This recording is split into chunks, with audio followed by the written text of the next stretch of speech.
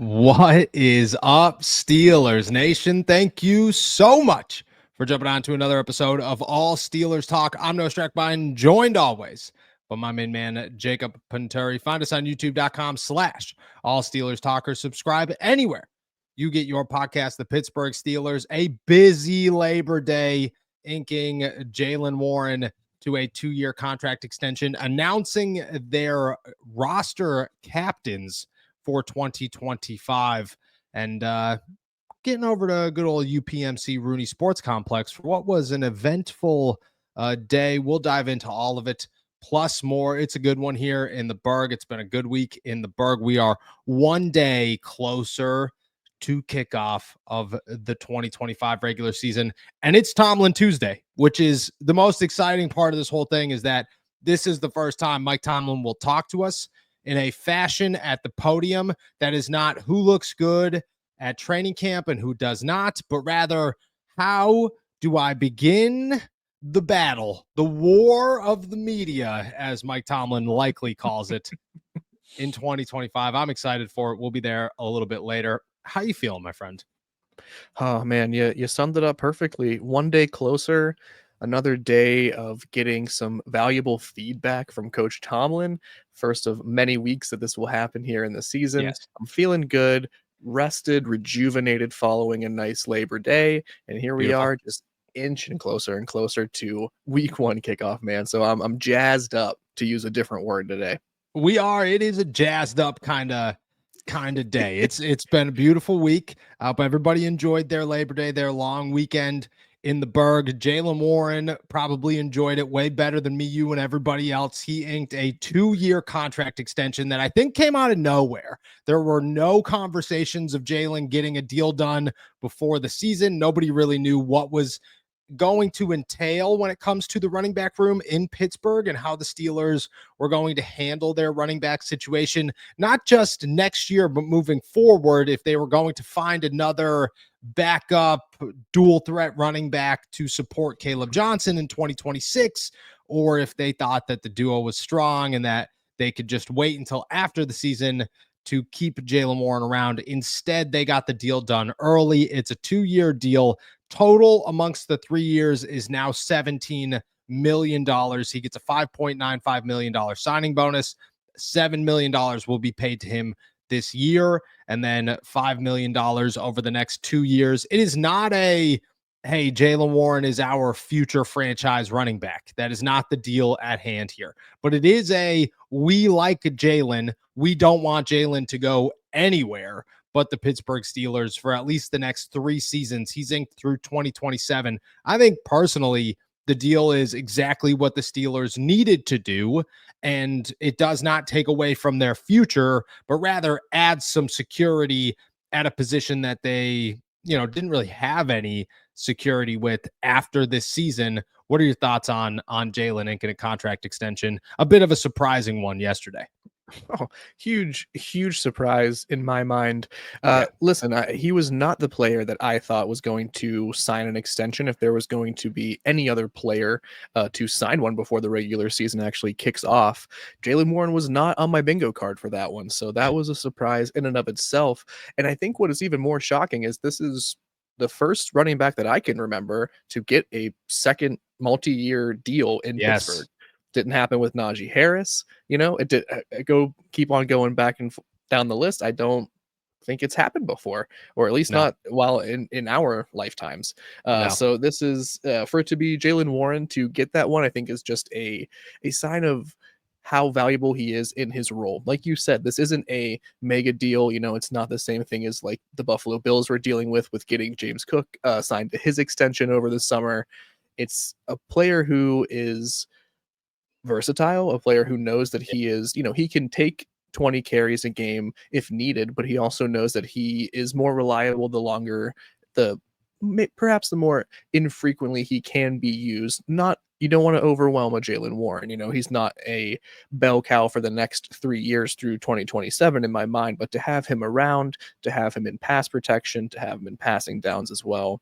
It's a great value contract, I think, for him to want to stick around as well for what he probably can get a lot more on the open market if he were to play the year out. And who knows if he's, with the running back room shaping up in Pittsburgh the way it is, he probably could have cashed out a lot more in the summer of 2026. So it's a great deal from the Steelers' perspective. And for Jaylen Warren, he just gets to keep proving it. And maybe this running back room by committee just keeps forming into something very special in Pittsburgh. So surprising contract extension, but I mean, congrats to Jaylen Warren. That's a big day for him. Yeah, I agree. And shout out to Jaylen. Good dude. Always excited to see Jaylen. Thought it was earned. And you're right. Like, he could have got a lot more money in free agency last year. He could have got a lot more money in free agency this year if he didn't sign his tender. I think that the 3-year deal is perfect. It gives you an opportunity to say, here's some security to the backfield.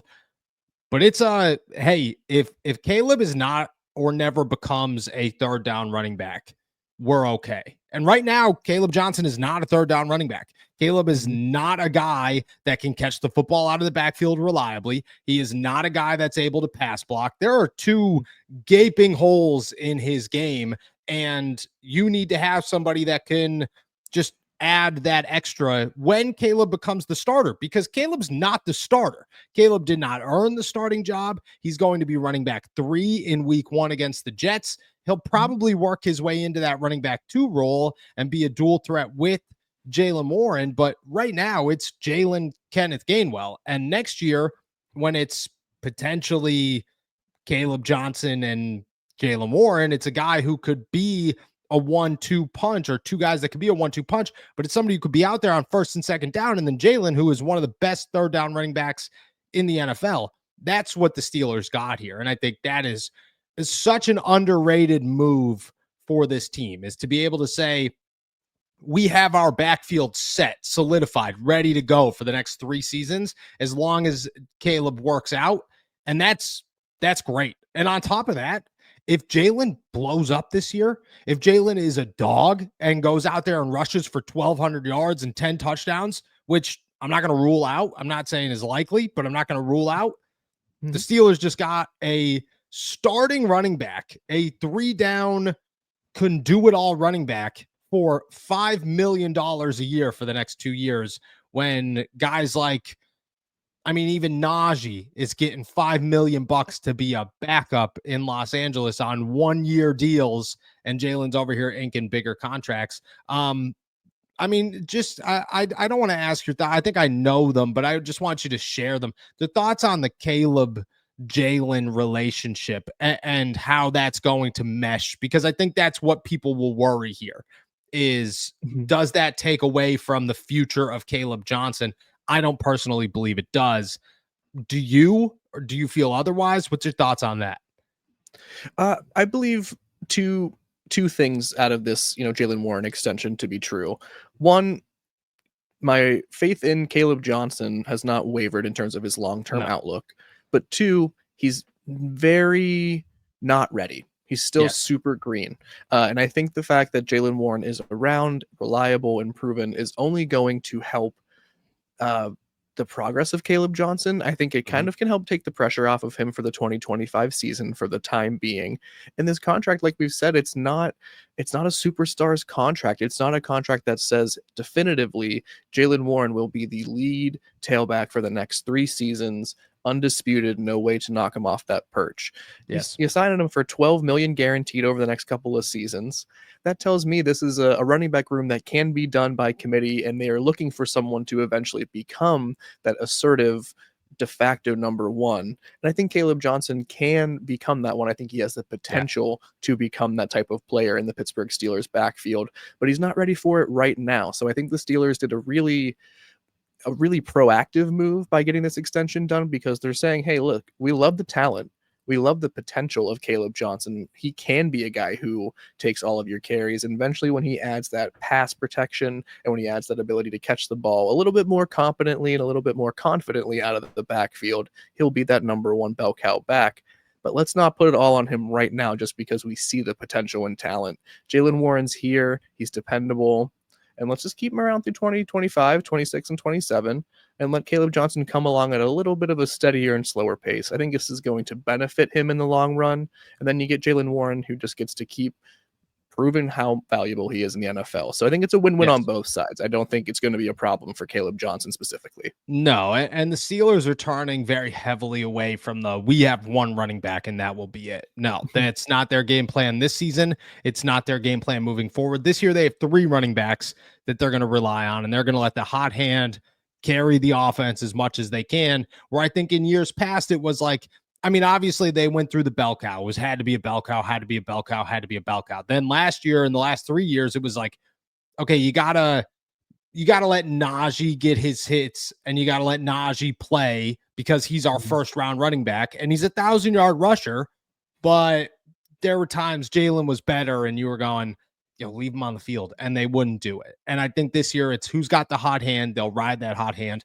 And I think they'll carry that into the future of like, hey, there's no need to have the guy. We're just going to have a good backfield. And I think that's what you got here. I think you got security in the right place with Jaylen Warren, and we'll see how this season shapes up. But I'm not, there's no part of me that worries about if Jaylen Warren is not an NFL running back. I think he's a good NFL running back, and to get him for $5 million over the next 2 years, absolute steal. In my head, an absolute steal. Let's talk another player on the offense. Connor Heyward has had an interesting weekend. He spoke to Brian Bacco of the Pittsburgh Post-Gazette and had some very interesting things to say about his relationship with the Pittsburgh Steelers fan base, but more so the Steelers fans and their relationship to him. He believes that being Cam's little brother, he has become the scapegoat for the Pittsburgh Steelers. And the fact that he is related to Cam is the only reason in Steelers fans' eyes that they can justify him being on the field, not his actual play. He had this to say, quote, "At some point it has to stop. Everybody has their own scapegoat for the team. It was Cordero Patterson. Now it's me." You look at Connor, you look at what he can do, but at the same time, you look at all the criticism, and there is a lot of criticism about Connor Heyward and why he's on this football team. There's a couple of facts you could state here. Undersized tight end, 4th stringer on a tight end room that maybe only needs 3, but there are also positives. Some of the best hands in Pittsburgh, some of the most reliable route running that Aaron Rodgers has seen all summer. And I think a blocker that is capable, honestly, more than some of the other tight ends in Pittsburgh in the right situation. You can't reach for a guy. It's not big enough, but you get him in close quarters. And I think Connor Heyward could hold his own. But he thinks he's the scapegoat. Cordero Patterson, Cordero Patterson was not a scapegoat. Cordero Patterson was just not that good last season. And there were reasons to move on. Is Connor now the scapegoat in your eyes? And does he deserve to be if he is? I think he is getting a lot of flack. I think, it would be wild to say that he has not received a lot of criticism, especially this summer. I don't think he's the scapegoat. I think, Steelers Nation or, the fan base in particular are very critical in general. It doesn't matter where you are in the lineup or, you're standing within the roster. Ben Roethlisberger is, now talked about reverently every single moment, but for the most part, he got a lot of flack every single week, and every single time the Steelers lost, it was almost solely a parade poo-pooing Ben Roethlisberger. And so I think just when you're in the city of champions, that is Pittsburgh, you have to meet this expectation and standard that everyone gets held to. So, do I think that he gets unfairly criticized because he is the younger brother of Cam Heyward? Yes, that's a shadow that I don't think you can really escape from. Cam Heyward is, one of this generation's best Pittsburgh Steelers. He is a historical Pittsburgh Steeler.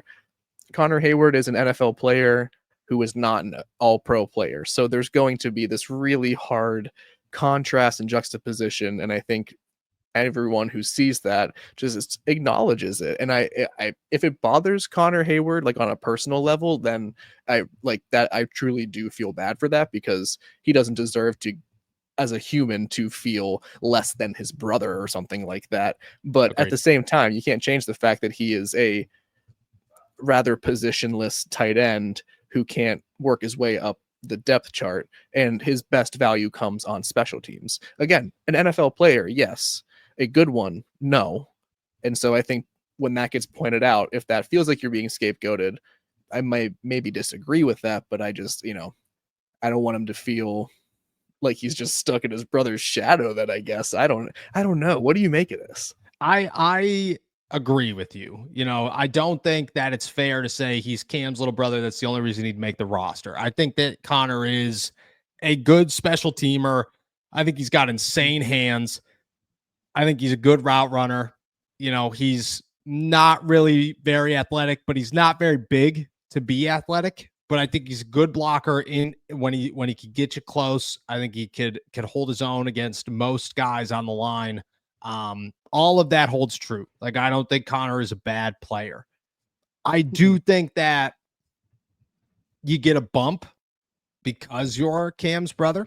I think that helps the situation. I'm not saying he wouldn't make the roster if he wasn't. I'm saying I think it helps the situation. I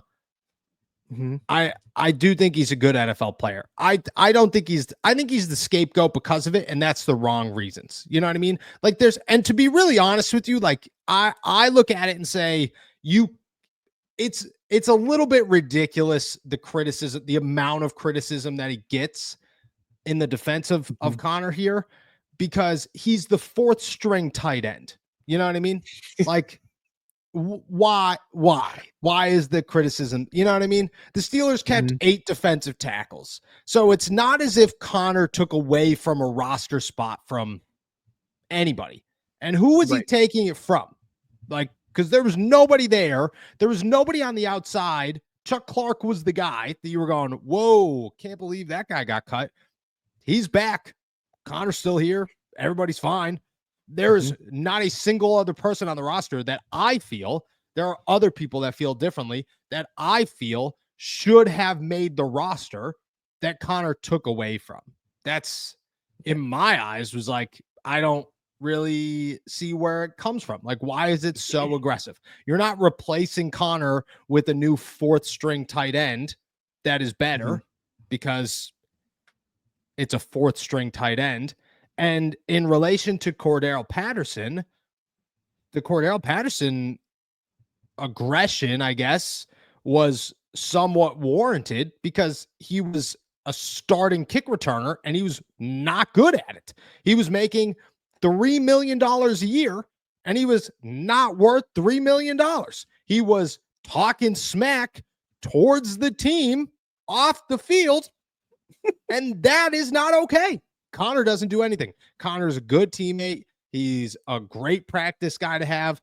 He's a quality special teamer, and he is very reliable when you throw him the football. To me, it's like, it's not, you're not comparing apples to apples here. And I just don't think that the stage is big enough for the criticism. You know what I mean? If Connor wasn't Cam's brother and he was just the fourth tight end on the team and he was everything that he is right now, would anybody even realize that he's here? Or would he just be Carson? But he probably would have gotten cut, though. That is the. Do you think that was my other question? Do you think he would have got cut? Yes, I do, because again, what reason from a schematic purpose? Unless Danny Smith is like, this is my guy. Special teams coach Danny Smith is like, this is my guy. He is the best guy I have in the special teams unit. You gotta keep him. And that's like, he is, everyone who talks about Connor Heyward speaks very highly of him. Like, I don't, this is not me bashing him at all. Want to be very clear about that. But I think the scapegoat is this flip side of the coin of the extra attraction you get because of your last name. Because in any other scenario, you're not really thinking, do we need a fourth tight end, or do we cut a safety that we know we're going to bring back, but we have to be strategic about our IR moves? But we have this extra player who we know is not really going to play that much except for on special team snaps. I don't know. I think if his last name wasn't Heyward, he might not have made the team. That being said, I don't think it's worth like losing sleep over criticizing a guy who is a fringe NFL player, third string tight end, special teams guy, locker room strong locker room presence. Like, the Steelers like him. They like a lot of players that a lot of other teams don't. You know what I mean? Like they kept, Yeah.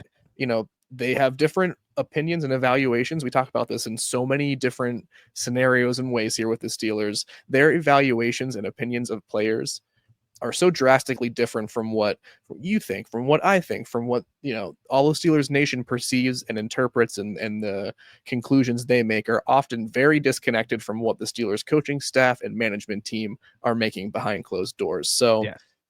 they obviously see something in Connor Heyward to keep him around. It's the same reason they've decided to keep, players like Isezi Odomewu and Logan Lee on the 53-man roster. Practicing. You just pulled that So, name right out of nowhere, dude. What? That was so smooth. That's journalism, baby. That was impressive, dude. That was Thank impressive. you. I would have had no Thank idea. you. I would have had no idea. I would have had zero clue. Wow, dude. That was so. Do you think Connor would make another team? Do you think Connor would be on a team elsewhere? Yes. And that's what I mean. Like, why bash him to the point of saying he's not an NFL player? Because again, like seeing him in training camp, if he was 3 inches taller, he would be a very coveted tight end, because his route running is, like you've mentioned a couple of times here, very crisp, very clean. He has great hands, and Aaron Rodgers has said it himself. So, there is I think if he were not on the Steelers, another team would be very interested in signing him. He'd be a practice squad player at the bare minimum, but I feel like another team would probably find some use for him on their 53-man roster. And again, that is to state the value of Connor Heyward. He is an NFL player, and to suggest otherwise would be going too far. But I do also just I don't agree with the idea that he's the scapegoat. I think he just gets a lot of extra attention because of his last name, and that comes with some pros and cons. Yeah, that's a great way to put it. It comes with pros and cons. Gives you a roster spot. Also puts a little bit of a target on your back, and I think that it works hand in hand. Let's finish off the show by talking about the captains that were announced yesterday. TJ Watt, Cam Heyward, Miles Killebrew, Aaron Rodgers. My biggest what are we doing here is Pat Freiermuth deserves to be captain at some point in his career. The dude's been a leader on this team for 5 years now. I'm a big Pat guy. I think he carries this team a lot emotionally. Would have liked to see that one. Besides that, what's your thoughts on? I mean, look at our buddy Nick Horwat tweeted this out, and it is spot on. Okay, it is spot. Do I agree with it? Not even a little bit, but it is pretty spot on. 2 holdouts and a guy who waited 3 months to sign here. That is what it is here. Again, do I agree with it? Do I agree with the notion behind it? No, I don't even a little. But when you put it on paper, if you just told somebody you just showed up today, that's what they would think. I hear it. What's your thoughts on those 4 being named captain? I think particularly Cam, right? Who's the TJ signed, wasn't really, there was some drama, but I think it was the right time drama. Aaron at this point is, everybody loves Aaron. Haven't met a single person who doesn't love Aaron. Cam is still in the middle of this, but he is the captain of the Pittsburgh Steelers. He is. He's the heart and soul of the Pittsburgh Steelers, and I think that is why there are very few players that maybe have the permission to state in the middle of training camp, I'm not very happy with this part of my contract. But Cam Heyward, this is his 15th season with the Pittsburgh Steelers, his 11th time being named captain, second only to Ben Roethlisberger. So I mean, this man, say what you want about what's going on presently with this contractual standoff here, and we where things are at currently, like who knows, it's lost in the ether at the moment. But the locker room backs Cam Heyward, and they believe in Cam Heyward, and they ride with Cam Heyward. So it was not a surprise at all to me to see him be named captain. I think he is, like I said, like the heartbeat, the heart and soul of this locker room. I'm still giggling to myself at our buddy Nick Horwat's tweet because that is a great way of framing it. It kind of tells you just sort of how much the contracts get into interfere with everything. The Aaron Rodgers thing is what surprised me the most. Miles Killebrew was an obvious choice at special teams. Just his first year with the organization. It's not a surprise in terms of how revered he is already and how well liked and sort of how ingrained and meshed this offensive side of the ball seems to be already. I think that is a large part credit to Aaron Rodgers. But yeah, first year with the organization, a traditional one like the Steelers, it has 11-time captains like Cam Heyward, or 5-time captains TJ Watt, or 4-time captains and Miles Killebrew. It seems like, perhaps more of a quote unquote honor when you have someone like Pat Fryermuth, who is very vocal and emotional when it comes to the offensive side of the ball, and you have someone come in immediately and sort of also meet that tone or set his own. It's a credit to Aaron Rodgers' ability to come in and sort of capture and captivate the locker room here in his first summer with the Steelers. It's impressive, but it was surprising for me to see it. Yeah, you make a good point. I think it shows that this offense is just so young that there's, outside of Pat, really no. Isaac Seumalo is a veteran. We get it. But, have you ever heard Isaac talk? No. Very few times. Very few times.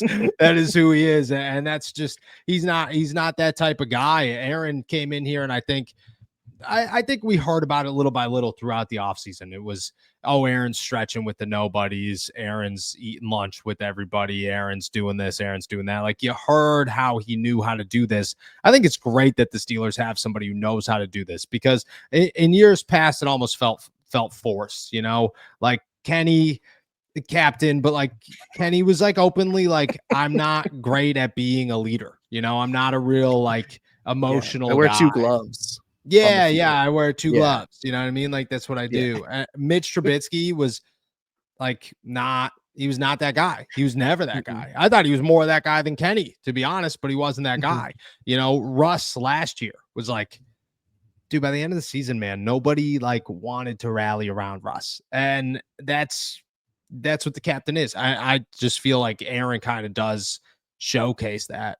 And that's, I think that's a good thing. I think that's where I'm getting at this, is that it's a good thing that in a very young offense, the Steelers have a quarterback who comes in here and isn't like a fake captain, because you have to name a quarterback captain almost. That's what it feels like in the NFL, but it's like a real, like, this dude came in here and put a stamp on it and wants to be a leader within the group. But again, to backtrack here, if you did wake up from a coma today and somebody just told you, gave you the spark notes, you'd be like, what? How did that? Who got what? How did that happen? And it just wouldn't make sense. But that I agree with the Aaron Rodgers thing. When it comes to Cam, I'm not, like, just like you said, like, there are very few guys that can do something like this and it works the way that it's working for Cam. Again, I don't think he's going to get a contract, but that it works the way that it's working for Cam and him to remain a leader and so on and so forth. But I just think that's who Cam is, man. Like, Cam is the guy. He is the heartbeat of the Pittsburgh Steelers, and TJ's right there with him. So, shout out to these guys, man. It was earned. Pat should have been there, man. I'm going to put that out there forever. Has there ever been 5 captains under Tomlin? Yeah. There's a couple of times. It's rare, but there are a couple of times there's 2. The Kenny's first year as a captain, his second year on the team, Kenny and Najee were captains. Or maybe it was Mitch's year. It was Mitch and Najee. It was one of the two. Najee's second year in the league, he was a captain. So it had to be 2022. Yeah, he was a captain. So was the quarterback. So very rarely, but and no, I guess not very rarely, because Marquise and Ben were captains a lot of times together. Yeah. So it looks like they had 4 a lot. Yeah. Under Tomlin. Apologies for cutting you off. No, you're good. Yeah, I think it's not all the time, but once in a while they'll sneak it in there. But you got to really earn it. I feel like it's got to be a real close race for him to be like, all right, we're going 5. We're going 5. Yeah. So. Or you have a young guy like Najee Harris, and you're like, we could probably. Dude, that was just like, could you name anybody? There was nobody else on that offense. They were like, we need a captain. We need anybody out here who could be captains. Just raise your hand. We'll make you a captain. Everybody looked at Najee and he was like, damn it. All right, cool. Sounds good. I'll do it. Whatever. We'll see. Shout out to those guys. All right. With that said, we're heading out of here. Thank you guys so much for jumping on to another episode of All Steelers Talk. Make sure to subscribe to us on YouTube, youtube.com/All Steelers Talk. Check us out anywhere you get your podcasts. And as always, find all of our work at si.com/NFL/Steelers. It's Tomlin Tuesday. We're fired up about it. Join us later for the AST happy hour. But until then, enjoy another beautiful day in the Berg.